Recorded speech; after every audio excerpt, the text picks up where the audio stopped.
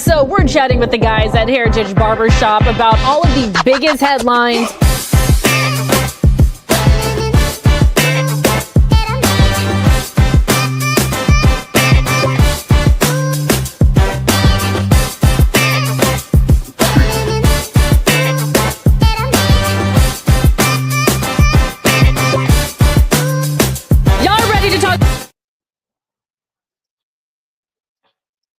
Welcome to another episode of HAIRitage Sports Talk.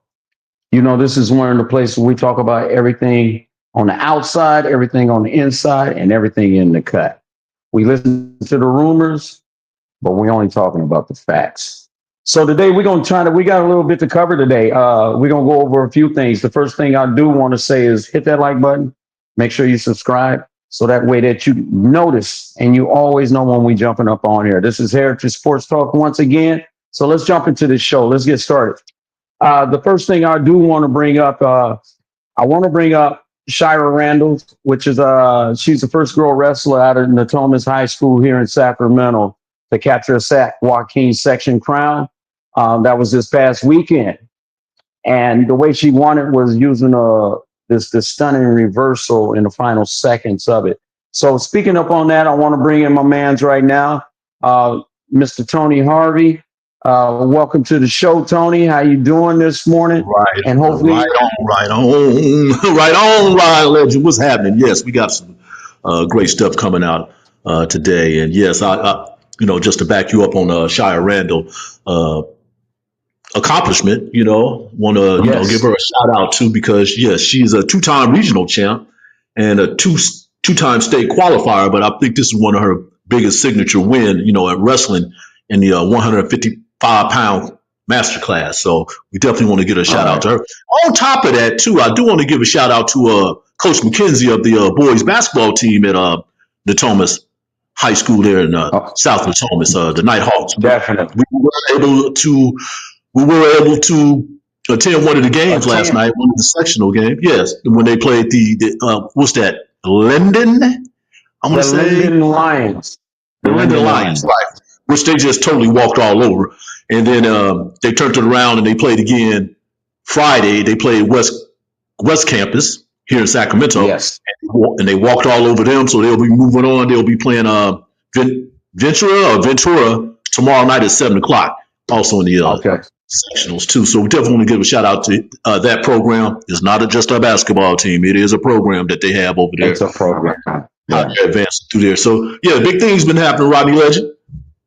Yes, sir, man. And I want to Coach Jenkins and my man over there with Coach D and Mac. They really pushing it, man. I love what they're doing with the program. Like you said, we attended that, and them boys play like they've been like really put into a position to believe in themselves, man. And I want to give a shout out to the Natomas High team and the coaches and the program that they have set up there, because the things that they're doing, I don't see nobody beating them unless they just run up against somebody that has the discipline and what they have, because they play on both sides of that ball, bro.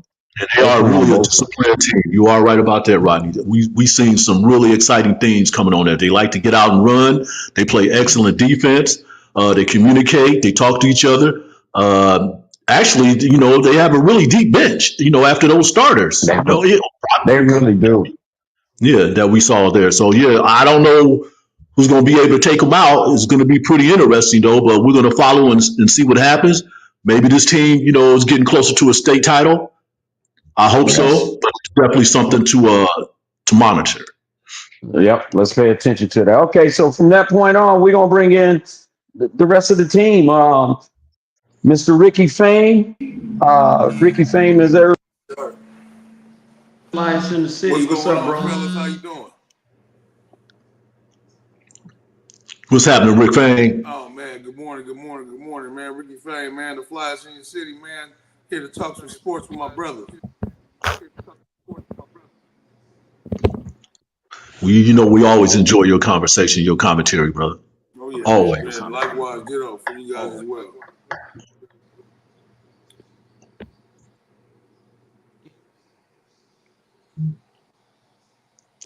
So it seems like we have some technical problems here with Rodney.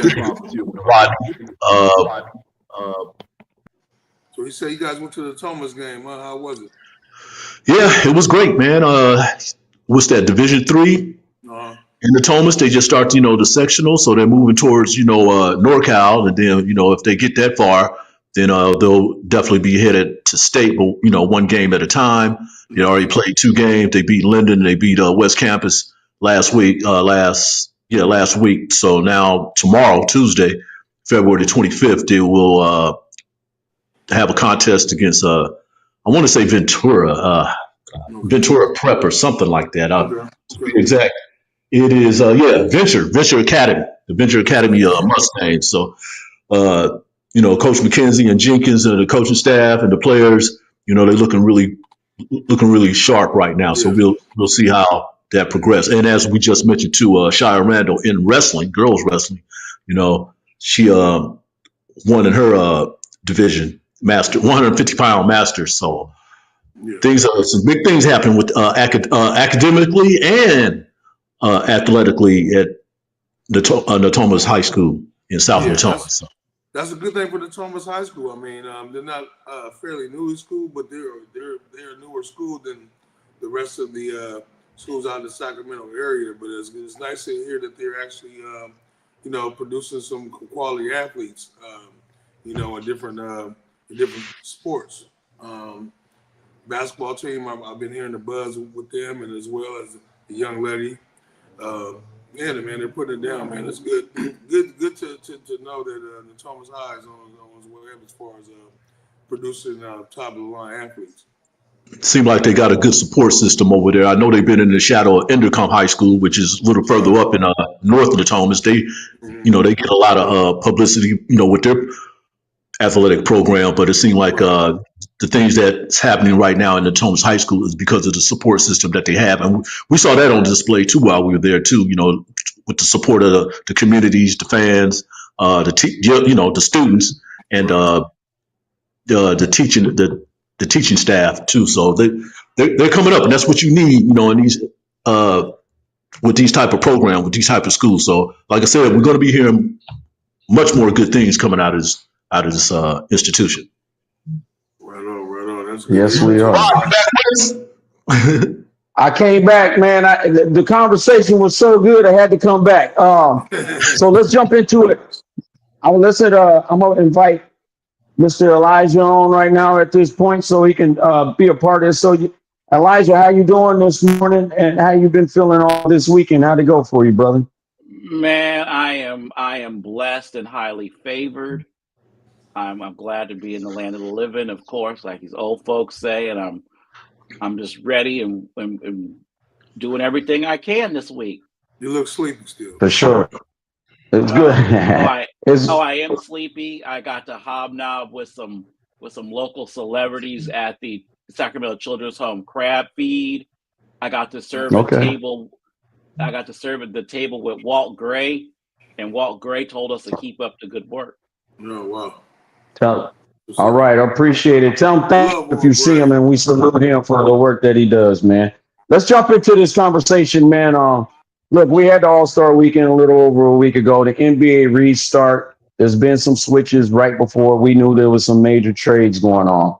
The one thing that I'm looking at is Butler to the Warriors. A lot of people and a lot of sports analysis and whatnot didn't believe it was going to work. But at the same time, they've been bowling out. So does this make them a threat in the West? Maybe not a championship level, but like kind of interrupting somebody's way into the championship. Yes. I'm going to say that there's a disruptor. Yes, Jimmy Butler with that emo energy coming in there. With that, he's basically a replacement for Klay Thompson. And if you can get him and Draymond Green going with all those guys going and Steph Curry, I think that they are going to be a disruptor. They ain't going to win, but they're going to make it hard for a lot of people.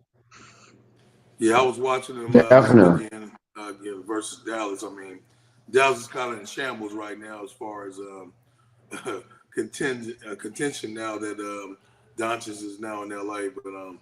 But Man, the Warriors were clicking on all cylinders, man. Steph Curry looked like the old school Steph Curry. Wasn't missing any shots. He was unconscious out there. They actually played some defense. I mean, I think the acquisition of Butler really added a little bit of defense to the Warriors, which they really needed. Besides, Draymond doing all the dirty work underneath the paint. But they look pretty good. The Warriors look pretty good. They were running all cylinders. Like I said, they're playing offense and defense. They look really balanced. They may need a big man maybe coming down later on down the line, but I mean, it's a good start if you want to rebuild another, a dynasty. Jimmy Butler's a good fit for them right now. I agree. I think it's short term.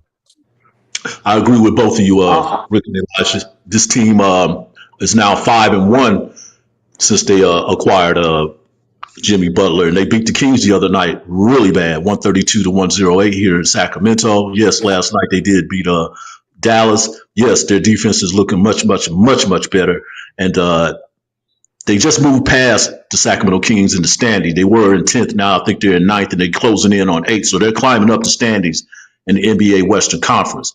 They are a team on a mission, and you have to watch it. I know Draymond already declared, we're going after another title. So if Draymond Greens feel that way, the rest of the team going to, climb on board, and they're going to push for that. But it's going to be one of the hottest team in this last stretch of the NBA season. So, yeah, the Warriors are looking good at this moment, and they are a threat. They're going to have to play a small basketball game and make those shots. Yeah, they definitely going to have to do that. Before we continue with this, I do want to bring in our special guest today so he has it and we can see what his thoughts are on this. So bringing the HAIRitage Sports Stop, our special guest today is Mr. Gregory Rutledge Jr. He's the executive director and founder of Atlanta Barber Institute in Atlanta, Georgia. Mr. Rutledge, I want to thank you for joining us this morning and being a part of this HAIRitage Sports Talk. What are your thoughts? Well, first of all, introduce yourself, let everybody know who you are, what you do, and then we'll continue the conversation. All right, man, listen, appreciate you. Thank you so much for having me.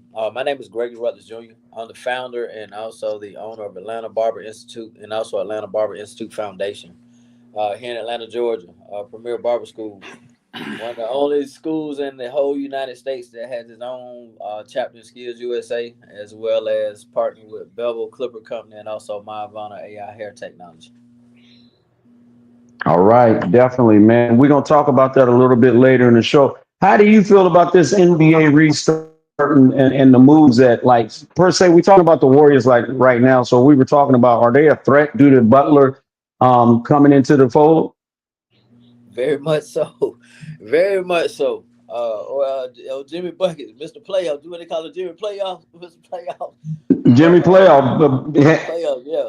He can definitely get you there. And I think that was basically a big upgrade for Golden State. Yeah, because they needed their core is basically there. Everybody thought when they lost Clay that, everything was going to go downhill. Him and Poole. Right. But, the core of that team is Steph Curry and Draymond. Draymond being, a huge piece for that team, and they just need a little help. And like you say, Jimmy's gonna stretch the floor. You know what I'm saying? He can play 1 through 4. So that's gonna be interesting to see down the stretch, especially the second half coming up. Yeah, especially with the West being so tight the way it is. That also brings up the subject of the duo of Luka and LeBron, man. They defeated the Nuggets over the weekend. I mean, and beat them bad. They beat them like by 23, 24 points. Does this make them like a contender for championship level? Because they playing top ball, and I know they're missing a big man, which they have a couple of big men, but they're not the ones that we really look at like, they're a force in the middle. Right. Does the Lakers have an opportunity to battle for not the top seed, but get into the playoffs, get to that West championship and battle for that ultimate goal, the Lombardi, not the Lombardi, I said the Lombardi, but for that. The Larry O'Brien trophy, the NBA title. O'Brien. Are they trying to get that? Yeah, they man, this weekend, man, just by watching Luka and LeBron going full speed with each other, man. It looked pretty promising, man. They look like they can probably get it, deep in the playoffs, man. If they both stay healthy and both be able to ball with each other. I'm seeing, they're getting a feel for each other on the court. You also have these the youngsters and the centers that are following suit as well. So they look pretty good, man. So far, so good. Now that Luka's off his minutes restriction, he's able to play full game, full minutes, and it's kind of showing now, man. It's really to come together like glue, man, for them right now. Like I said, this is like anybody. This is like the Kings and all these other teams that made these new acquisitions. They need to, learn how to play together, learn how to gel with each other, and learn how to play with each other, know each other's tendencies, and that's going to also carry them a long way in the playoffs. Elijah, what you got to say about that, brother? Same thing. I think once a lot of these teams gel together and they figure out their rotations, that they'll be unstoppable. The Kings especially, they need to have Sabonis and Jolik on the floor at the same time. Not Jolik. Giannis Valanciunas. Yeah. Giannis Valanciunas. Sorry, I can't talk this morning. Sorry. They need to have Giannis and all those guys on the floor at the same time. If they can figure out a rotation to have two big men on the floor at the same time, like how the Serbian team is running, they would be unstoppable on the West, but they got to get that practice in. That practice in is right important, especially for the Kings, but the Lakers, same thing. If they start gelling and start coming in the first round of the playoffs, I think they could take it's going to be Lakers Celtics. I can see that. They do look tough, the Lakers, that is, but not that I have any reservations about, LeBron and Luka Doncic playing together. I think they are going to be a solid tandem. I mean, LeBron, 40 years old, and we all see what he's doing right there. He's not going to slow down. But only thing my concern about, is Luka and his defense. He's a little shabby on the defensive end. And when you get into the playoffs, play-in or playoffs, however they finish, things kind of like tighten down, and you have to defend in order to advance in the playoffs. I know right now we're still in the regular season thing, so I'm still watching that too. How he's going to adjust. Luka, he's going to give you 30. He can give you 10 rebounds and 10 assists. He can't do that.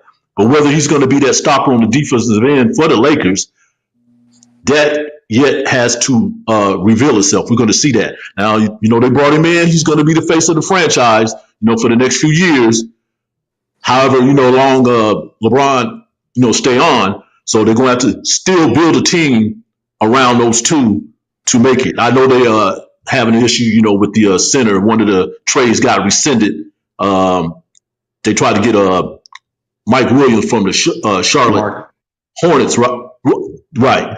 And that failed. And right. He had to go back to Charlotte. So they have to, they're still kind of shaky in that, that center spot and stuff, but they still can defend.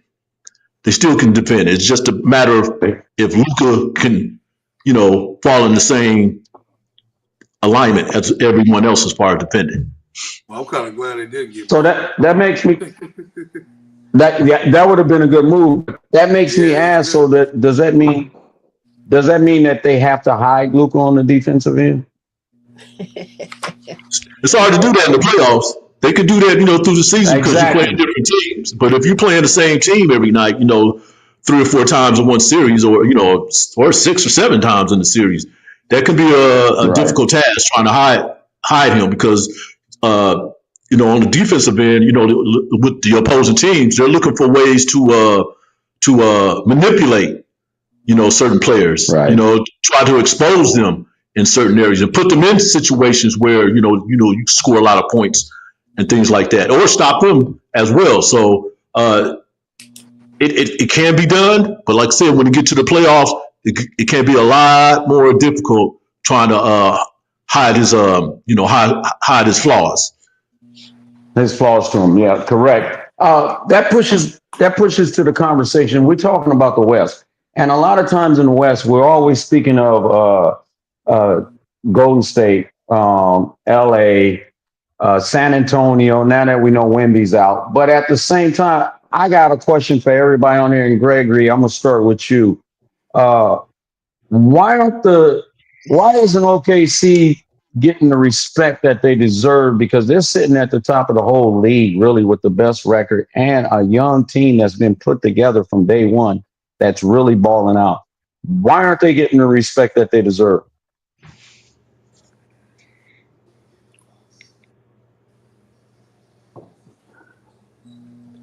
Now, my thing is this right here, and my son is a LeBron fan. Now with Luca, Okay. three things. First of all, the conditioning of Luca. All right, there have been talks about his conditioning. Number two, as far as teams do have to jail, and I understand how bad how bad they beat the Nuggets last night. But we all know basketball is a game of runs, so I take it as they had a good run last night. But coaching is going to come down to coaching. And I think that JJ Redick is not ready for that. For that playoff experience yet. And I also feel that in order for the Lakers to be viable, they're gonna have to be in a 4 or 5 spot, because anything other than that, they going out first round. They gonna get there, but it's that coaching, conditioning, and gelling. And I don't really think that they had that kind of time, because it was so abrupt with with everybody being moved around like that. And again, Golden State seems to be in the best position basically to run the table. Even Phoenix, what I'm saying, even with the pieces that they have, I don't even, they're gonna go deep, but I just don't see them getting past a Golden State or Sacramento or something like that. So, do you think that any of these teams that have that potential to move up in the standings, do you think that they can get past C? The 4 or the 5, the Lakers, it's gonna be a hard push. Yeah, but Lakers or Phoenix are. Phoenix, yes. I see Phoenix being able to make that push as opposed to the Lakers. The Lakers, they're going to do it. LeBron's going to do what he's going to do. But as far as like totality, everything being in place right now where we can actually fathom and see, Phoenix definitely over the Lakers. Okay. Okay. Tony, how do you feel about OKC? I mean, they're playing the best ball really in the league. We know it's kind of. They're like with a number one in the Western Conference, as we know, and I think they're like 7 or 8 games against their closest competitor. That's in second. What I like about OKC, because they don't get the attention that they do, they're a really, really good defensive team. People don't understand that. I mean, they might be the number one defensive team in the league between both conferences at this point. And those things, that Shea Gilgeous Alexander is doing. I mean, he's putting up MVP numbers and guiding his team. And then, it's just a great mix. And then the young cat that he got, Jaden Williams, another all-star, is making it happen on both ends too. He's a great defender. He's definitely a great offensive player. And then the big man that they got from the New York Knicks, Isaiah Hartenstein. That was a big move that they did last summer, signing him, that helped their value, and that's why they're winning games right now. I know the other cat, the tall one, he's been out for almost all the season, but once they get him back, they're going to be even more potent. And then they got Luke Dort, probably their best defensive player on the team, because he can guard anybody 1 through 4 on the defensive end, and he's a good 3-point shooter as well. But Oklahoma City, tell you the truth, I'm looking forward for them to come out the West. But it's going to be tough because, yes, it's still kind of mumbo jumbo up there. It's really a tight conference, a tight race in there. But Oklahoma City, they need to get more respect, nationally from the media and things like that. I know it's a small market, but they're doing some wonderful things. It could be Oklahoma City and Boston, in that in that title series and things. But I like what Oklahoma City is doing right now, and I see them advancing far as well too. Yeah, Yeah, they had the league City. leading scorer, so they need to have some light on that team, though. They got the league leading scorer, man. Come on, man. Mm-hmm. Yeah, the Thunder. I watched the game last night. They were duking it out with well, I call him Baby Jordan, Anthony Edwards. The Minnesota Timberwolves and the Thunder last night. They were going back and forth, man. It was a great game. The Thunder finally got Chet Holmgren back. I mean, he's been Chet out Holmgren, yeah. with a pelvic injury, and he just came back last night, which made a real difference. Him and Hardenstein together is a pretty powerful duo. People are probably sleeping on the Thunder, man. They got Isaiah Joe, Wiggins, Williams, Jalen Williams. They're all excellent shooters from the perimeter. Also, we got, Dort and all these contributing extra pieces that they have on their team, man. And they're all young. And they all play well together. Been playing together for a few years now. So they're absolutely, gelling together right now. And they are definitely the team to beat right now. They definitely are. So let's push to the East. We keep talking about Boston. We know Boston are the reigning champs. Now, my question for this is there a team in the East, such as Cleveland, that have that to challenge Boston in the East? So, I mean, right now we know they're the favorites to come out of the East. Is Cleveland the team to do it? Or does Philly try to step up? They're not having the best year, but what team from the East can challenge Boston to get to that point for that championship? No, man. Philly, man, they just Embiid, man, just these knee injuries, man. He might have to get another knee surgery, man. So definitely, Philly's definitely out. But Cleveland, New York, man, they're pretty solid, sound basketball club. With Allen and Mitchell, and they got these pieces in there that they're really playing really good ball, and playing team ball too as well. So this is the best I've seen Cleveland play in a long time. Cleveland look good. Elijah, you been paying attention to the Cavaliers this year? I've been paying attention to the Cavaliers, but I think there's going to be some surprises. It's not going to be the Cavaliers. It's going to be the Knicks. Look really, really good, and I think the Knicks may be the one pulling it all. They're playing really good team ball, and I think they can go ahead and be the spoiler. Definitely. Definitely. The Knicks do look good. Since they got Karl Anthony Towns. Yeah. But to me, right now, they're still having problems with the Clevelands and the Boston Celtics. Yeah. They've really been struggling against those two teams. They seem to be handling everybody else. And I think right now with the Knicks problem is, defense. And they're supposed to be a defensive team. I mean, they have Coach Tom Thibodeau. He's this defensive wizard, genius, which he is on the coaching end. But if they can figure out, how they're going to proceed on the defensive ends, I'm talking about the New York Knicks, then they should be able to handle, the Boston Celtics and Cleveland. And Cleveland looking really good. I think, 47-10. They just won last night. They beat the Memphis Grizzlies, real physical team, really team that really likes to get out at it. They got Donovan Mitchell, who's a dynamic player. They got a lot of good young pieces on that team, and it could be Boston and Cleveland, going for the Eastern Conference title, trying to get to the NBA title and stuff like that. But I like what Cleveland is doing as well, though, as a team. How about Orlando? All right. Now we know what I'm about to say, right? Now I'm a Hawks fan. I'm not saying that they'll become a Hawks fan, right? But check it out. The Hawks match up with everybody across the board, East Coast and West Coast, because they so big, right? And they so long and they stretch the floor. Trae Young has switched his game, not to get off Taz off subject, but he's gonna switch his game under Snyder, where he's scoring his regular average, but he's distributing the ball. He's leading in assists, right? If anybody shake up anything in the East, it's gonna be either Orlando or the Hawks. 9 times out of 10, it's gonna be the Hawks.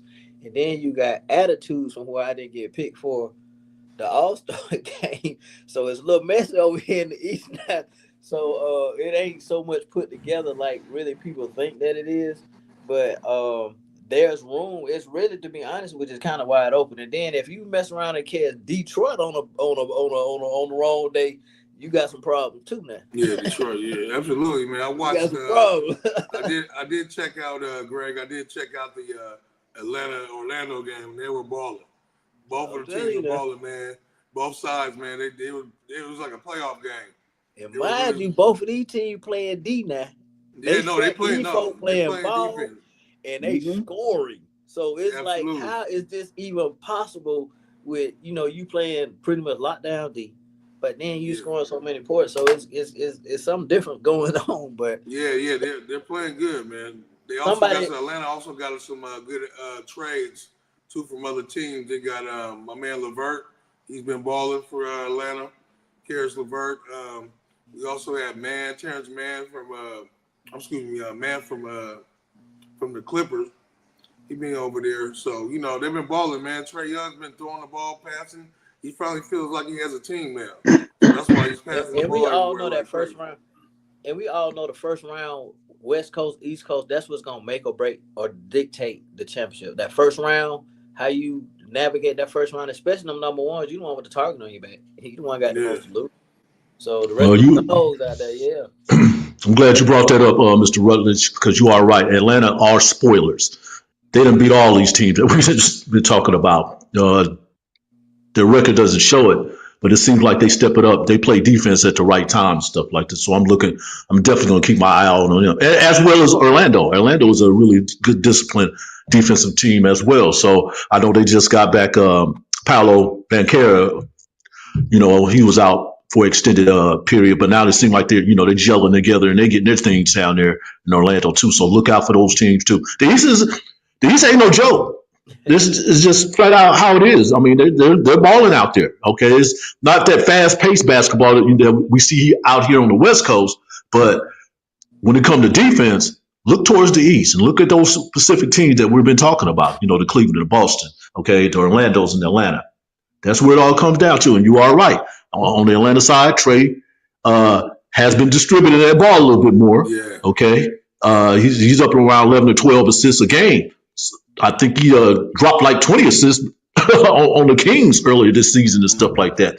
Because he knows what the deal is. In order to win, he has to keep his other teammates engaged. He's doing a real good job at that. Got to credit Quinn Snyder, the coach, for making these things happen. And also, man, yes, sir. Hawks also have youngsters too. Dyson Daniels, he's putting up some good points for them too as well. I've been watching the Orlando Magic too as well. I'm glad Paolo Banchero's back. That's one of my favorite players in the NBA. Man, he's finally back healthy, and it made a difference, man. We also got Cole Anthony. He's been stepping up his game too from perimeter. So they've been balling, man. The East got some. They're playing some real old school East Coast ball right now. They really are. All right. So we done talked about this NBA, and I'm gonna jump real quick. I want to talk a little bit about flag football, where it originated. It was a recreational activity by American soldiers during World War II. For those that don't know, the first college game was played between Princeton and Rutgers back in 1869. The NAIA introduced flag football in 2021. The NFL is supporters, especially amongst female athletes, and the CIAA first HBCU conference adding a women's flag football as a championship sport this spring in 2025. The reason I bring that up is Alabama State becomes the first Division I HBCU team or school, I should say, to establish a women's flag football team. And I want to give props to Coach Jennifer Constable. Have you guys heard about this particular school becoming the first Division I HBCU to have a women's flag football team that's championship bound? Well, I can say, you have to credit, the Central Intercollegiate Athletic Association, the CIAA, for, making this happen, and expanded it into the HBCU system. Alabama State, I just heard about this too. I know they're going to be kicking up, women's flag football here in the spring. And like you said, Rodney, You know, the NFL has been extremely supportive of it, and I think it's going to catch on. Okay, it appears that it's a lot safer. Of course, it's a lot safer than the contact sport of football. So, but just for it to be happening, in this community of HBCU, I think that speaks volume of the sport and the expansion that they're trying to implement too. Because right now the participating schools that they have is Bluefield State, Bowie State, Kaplan University, Fayetteville, Johnson C. Smith. I think that's in North Carolina. Virginia Union University, and Winston-Salem State University, which is in North Carolina as well. So it's a lot of East Coast teams in there, but that's mainly where all the HBC schools are located at anyway. But I do hope it's spread across the country and attract the interest of other women in school and Black students as well. Correct. From that point, we're going to jump in a little bit of swimming. I want to talk about Cullen Jones. He graduated from St. Benedict's Preparatory School in Newark back in 2002. He attended North Carolina State University, studied English, and swam for North Carolina State Wolfpack, the NCAA competitions from 2003 to 2006. And then he signed with Nike. My man was born in 1984 in the Bronx. By moving to Irvington, New Jersey. And then he learned how to swim in elementary after a drowning incident that he almost lost his life in the splash pool. When he became an age group swimmer at the Metro Express Club team at a Jewish community center in Jersey Gator Swim Club. Cullen Jones is a 4-time Olympic medalist. He's the first Black swimmer to hold a world record. In 2008, he was with the 4 times 100 freestyle relay team with Michael Phelps, Neil Walker, and Jason Lazak. In 2012, he was with the Gold Team USA anchor at the 4-time 100 relay. 4 times 100 relay freestyle and individual silver 50-meter freestyle where he set the record at 21.84. That, my friend, is incredible. I have to give praise to Cullen Jones for what he's doing, and just piggyback off of what Rodney said. Yes, he's been swimming ever since he was 5 years old, and he almost drowned himself. The lifeguard only had seconds to save him, and then his parents was like, "Hey, well, you're gonna have to learn how to swim if you want to be a swimmer." So obviously that was his foray into the sport. I know today he's been working on some programs in the inner cities and disadvantaged areas to teach Black and brown kids how to swim, not necessarily for the sports, but survival, because it's a high rate of drownings in our community, the Black and brown communities, and he's trying to bring that awareness to the attention to the rest of the country and have these programs so these kids can learn how to swim and enjoy the recreational sport of it, and so also, to save their life, because they're saying, there's a high number of drownings that's going to be happening from here until like 2050, and it will affect, Black and Latinos. So I like what he's doing, and I like how, he angled it, his, bringing it, to the forefront to get people to understand, the significance of swimming. And of course, you probably want to do it for sports, but saving lives. And that's really, really important. Cullen Jones, he's the man. What you think about that, Rick Fang? Man, me being a pretty good swimmer myself, man, as a kid, man, my mother put me in swimming lessons from, I want to say, so I was like maybe 5, 6 years old, all the way to I was like maybe 12, man. So I used to swim in the ocean, man, and swim back. She get mad at me, man. She couldn't see me no more. Let the waves go in and float me in the shore. I think it's very important that our young brothers and sisters know how to swim, because some people say they're afraid of water, man. So definitely can't be afraid of water, man. It's because you're in a situation, man, that's life threatening. You definitely got to know how to swim, get yourself out of there. What about you, Mr. Russell? I agree. Man, when I was growing up, my brother was in a similar accident. We had the community swimming pool, and he drowned. Well, he didn't drown; he almost drowned. But I'll never forget them pulling him out and pumping his chest. He wasn't breathing at all, but all this brown stuff was coming out of his lungs. But right there at that point, my mom was like, if just like his mother, Color Jones' mother told him, if you're gonna be around this water, you're gonna learn how to swim. So yeah, I think that's very important. And there's a stigma amongst us where we're afraid of water, and that's not, it shouldn't be that way. Take a shower, don't want to take a swim. Come on, man. That's why we have these conversations. We not only talk about sports, we talk about our experiences too. So thank you for sharing that, Mr. Rutledge. But I do have to ask you, if you still there, Elijah, what's your thoughts about this?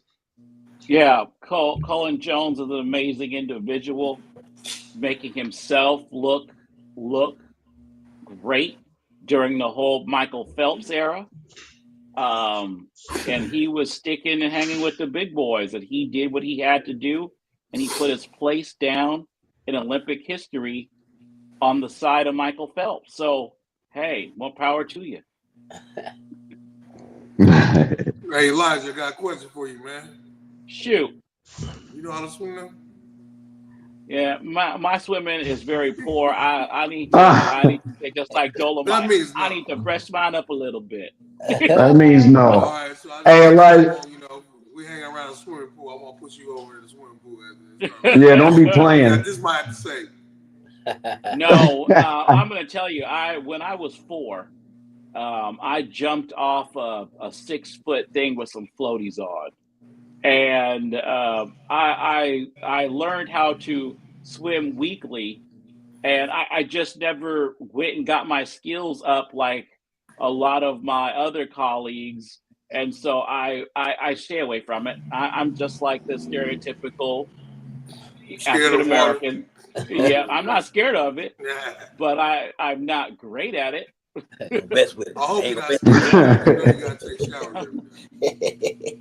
But I'm not going off jumping off no high dive. I know that, right? That platform there. Oh man. That's my dog right All there. right. That's my dog right there. So from swimming, we're gonna go from swimming to a little bit of football, to some soccer, y'all. At this time I want to introduce Marcos Quintana. He's going to bring us up to date on what's going on with the UEFA League. We just finished up the round of 16 draw. There's the top 8 teams that's sitting there. AC Milan and Juventus and Manchester City were among two of the teams that ended up getting eliminated. Mr. Quintana, you see, I did my homework. Yes, sir. What's going on with this? What's going on with the Championship League at this point, brother? Well, man, as you just said, so the round of 16 just concluded, which means we have the teams that are going to play into this last 16. And from this last 16, we'll go straight into the quarterfinals. So we have Liverpool versus PSG. We have Aston Villa versus Club Brugge. Madrid versus Real Madrid. We have Arsenal versus PSV. We have Inter versus Feyenoord. We have Bayern Munich versus Bayer Leverkusen. We have Lille versus Dortmund. And then our last one, which is my favorite team, I'm rocking their jersey right now, is Barcelona versus Benfica. So all these teams will be going against each other in 2 rounds, first leg and a second leg. And whoever comes out on top will go straight into the quarterfinals. So that's what Champions League is about right now. It's very exciting. All these teams, we're finally towards the ending of this tournament, and we'll see how it goes. With that being said, the MLS did just start. I do have Messi here, Messi, my favorite Okay. which is Inter Miami. They had their first game this past this Saturday. They tied. It is the first game. We did just get a new coach for this Inter Miami team. His name is Mascherano. He actually used to play with Messi back in Barcelona. So he's a good coach. Okay. Came from Argentina national team for their youth league. He was coaching them, and he was coming up. So they noticed him, and they brought him in as a new coach. And he's cool. I'm hoping he does a little bit better. It's the first game, so I can't necessarily judge yet.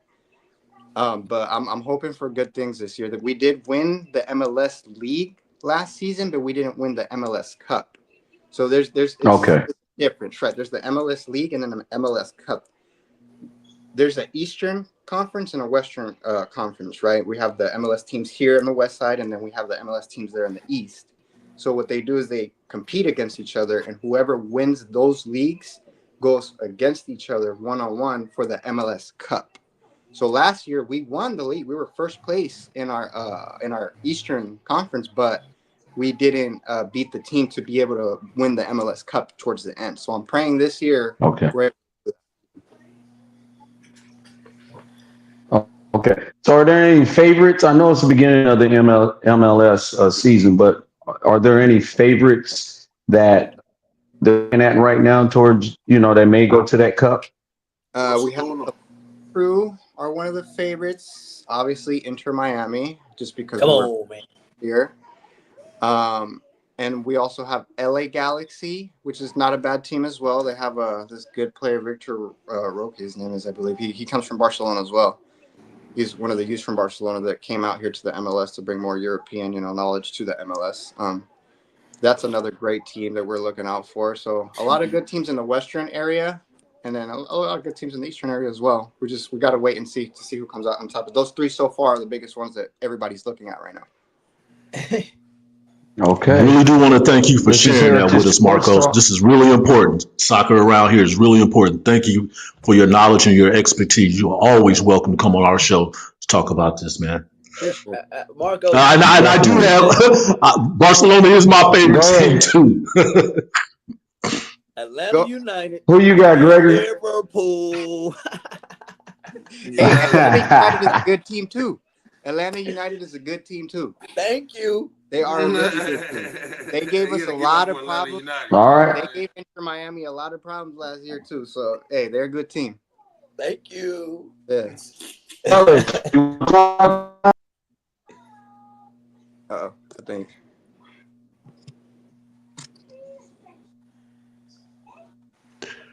Are you there with us, Rodney? I think it cut out. They cut him out. Okay. Yeah, man, Barcelona, man. My boy Messi, man. So Marcos, I got a question for you. Yeah, what's up, brother? So, I do a fantasy and stuff like that, right? So, Messi, he plays for Miami, correct? Correct. Okay. So he used to play for Barcelona, or he played for Barcelona. Yeah. So right. Barcelona it's a team in Spain. So that's when he used to play in Europe. But does he rep Argentina though in the World Cup? Yes, that's international. So when it comes to soccer, it's to put it in easier words. You know how in like basketball they have like the All-Star games, then they have like USA versus like a different country game, and then you have the league that it's like LA Lakers versus like San Antonio. You know what I mean? Kind of the same way for soccer. You have international, which is just national teams like Argentina, Brazil, Colombia. They go against each other, and then you have the leagues, right? We have MLS League that's just in the US, and then we have the European leagues. And European leagues, that's where more of the advanced soccer is, right? The more younger players go over there to get more developed and play real more fast-paced soccer. And over there, they have way more leagues. They have the Spanish leagues, the English leagues. So Messi used to play in that Spanish league, Barcelona league. Got you. Got it. Yeah, man. Messi, he's been one of my favorites too as well. Cristiano Ronaldo. Yeah. You know what I'm saying? Those are my nephew. The reason why I know my nephew's a big soccer guy. I want to say shout out to my nephew Jordan Gallo. He's played soccer for William Jessup School out in Rockland. He got a scholarship out there to play soccer, man. So he's a very right on. He's tapped into soccer a lot, man. That's his thing.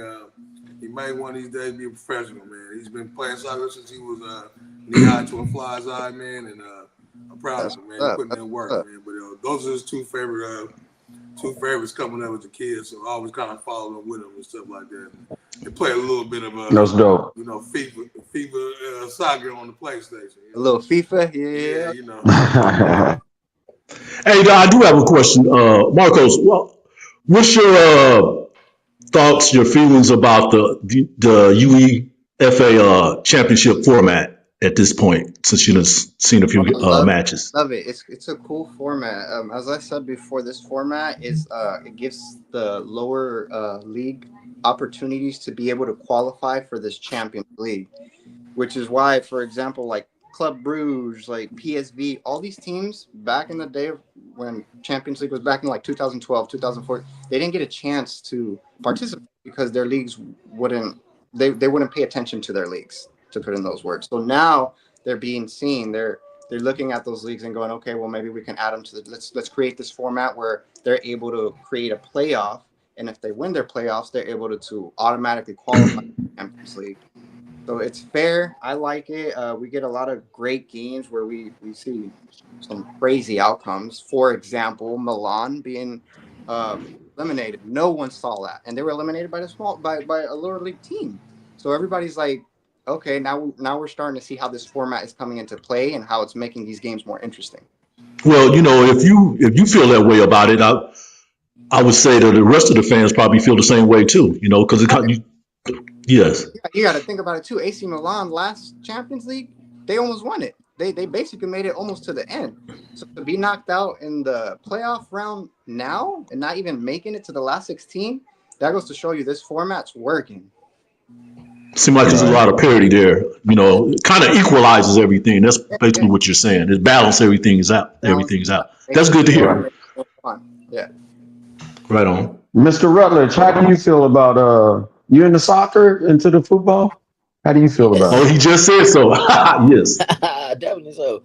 But I think that is fair. My thing is that with these playoff brackets, that as long as the competition is spread out evenly, then I think there's no, I don't really find or see a problem with that. I just love competition, and I love to see good matches. And matter of fact, that's what I was holding up. I was holding up the schedule for United in Miami. But I think that we have to tap into other sources of entertainment and sports. I mean, any competitor, anybody, it's not for everybody, but it's really interesting once you get into the sport itself. But I think it's fair. Okay. And so we talking about competitions. I got a quick question. I don't want to spend too much time on it. We got a few minutes left. Are barber battles a sport? Absolutely. And why would you say that? It's just like in every sport. You gotta take you gotta take time to practice. You gotta take time to put in your reps in. You know what I'm saying? You gotta take time to build your skill set. Same thing as a football player. He goes and works out and keeps his workout regimen together so he can be stronger on the field. It goes all hand in hand with sports, man. Barbering is a sport, man. You got all these barbers going against each other. Who's the best barber and all that stuff? Like, it's like being the best team. Who's claiming to be the best team in the NFL, NBA. So absolutely, I think it's absolutely a sport. Yeah, I agree with Rick too. It's like you got to think. But it's like what you and Marichal say, Rodney. It's like when a professional basketball player, he ain't gonna learn how to become a professional basketball unless he puts that practice, that rep in. Then he'll get to where he want to be. But if he don't sit there and practice, he don't sit there and show up, he's just gonna be an average basketball player. So you don't show Mr. up, Rutledge? cut hair, you're gonna be an average barber. You show up, you cut hair, you get your reps in, you're gonna be one of the top barbers. Mr. Rutledge, you have any thoughts on this? I like all those answers, but in my personal opinion, I feel that barbering is I feel it's not. I don't feel that barber battles. I don't feel that that's a sport. I feel it's a competition, and the reason I say that is sports calls for a different dynamic and an actual. I guess put it this way. It depends on the venue in which you put it in. We want to uphold that it's a competition. So if I was a doctor, then they have competitions where doctors compete against each other with certain things, and nurses, right? Sports is like I think it's more of a full-time commitment to sporting, whether it's basketball, football, just like Marco said, the same thing that Rick said, it's commitment to it. Our commitment is to the profession and not so much the competition of it, or should I say the sport of it. So what about those that are, we know that everybody's not in it for the actual talent part of it, but those are those ones who they join the competitions just to be number one in the competition. Does that in part make it a sport for them? And would it be a one-on-one competition, or should we have 20 people on stage competing at the same time? I think it should be a bracket. I think they should be chosen from coast, and I think they should be put into like a March Madness bracket in order to, you know what I'm saying, kind of feel that out. Okay. I That's love my those answers. yeah, but I know, but me and the step further, now we limit no time. That's why I have a chapter in Skills USA. So instead of that locally, I put my students in competition against everybody that they're gonna be against in the workforce. You see what I'm saying? So Skill I see USA, what you're saying. yeah. So that's why I put them in that realm where they have to do a resume, they have to do these type things. So barber battles kind of go from school. Well, I ain't gonna say school. They just gonna go from shop to competition. But there should be some type of I know I'm a teacher, so education in between there, but to be definitive on what you're entering in. You see what I mean, and how you're entering it. But if we do deserve those platforms, and I think those platforms are great for highlighting the talents of the best barbers amongst the barbers. But a good NIL deal or a good endorsement deal will definitely make it a sport. Most definitely. All right. We got a couple of minutes left. This is Heritage Sports Talk. I appreciate everybody that's jumping on here. Mr. Rutledge, I want you to explain who you are, what you do down there in Atlanta, Georgia, and what the Atlanta Barber Institute is all about and who you are. All right, real fast, quick, fast, and hurry. I am an award-winning barber instructor and also award-winning barber institution here in Atlanta, Georgia, recognized by the Urban League, Workforce, and other entities. I'm in public schools, in a college. So what I've done is basically upgraded, made it a education super school for barbering. You can come here and get, you can learn about business, financial literacy. If you go to the website, AtlantaBarberInstitute.com, it'll tell you everyone that we're partnered with and everything that we offer here. So it's a totally juiced up school, man, for 2025. Technology driven, no books, no pens, no paper. Thank you. Thank you. All right. Hey, I want to thank you for coming on. This is Heritage Sports Talk, where we talk about everything on the outside and on the inside and everything that's in the cut. We listen to the rumors, but we're only talking about the facts. Mr. Ricky Fane, I want to thank you, bro, like every week. Marcos Quintana, appreciate you bringing the knowledge that you always bring when we talking about soccer. Elijah, appreciate you, bro. Mr. Rutledge, thank you for being our guest and coming on. Come on back, man. This conversation up. Come on back, Mr. Rutledge. Anytime, man. Call me, man. Loved your commentary. Loved your commentary for this last hour. Appreciate it. Yes, sir. I didn't go to Morris Brown, but this is the only college that accepted me. So it's funny that we had this Black College Talk, man. But listen, man, it's been a pleasure. Thank you so much, man. Anytime, I would love to come back, man. Thank you. All right, Tony, you want to take us out? This is Heritage Sports Talk. Everything in between and outside. Before we peace out, I do want to go back to last week when you were talking about Michaela Blake, scoring 55 points, and setting a record as a freshman and stuff. Shout out to her from Vanderbilt University. For a freshman, as a big accomplishment. I know we got some big stars coming on the way. With Juju doing her thing at USC. So pretty soon, the WNBA will be full of more stars. But Michaela Blake seems like she's on her way. I forgot to thank you, and thank you all for tuning in for another episode of his Heritage Sports Talk. We love you. Keep coming back. Please hit that like button, hit that subscribe button. Tell your friends, your dog, your pets. Hey, come on back. We appreciate you. We got more for you. We got more for you. This is Heritage Sports Talk. Until next time, Mr. D Speed. We'll see you next week. All right, y'all. Love and peace. Peace. Peace.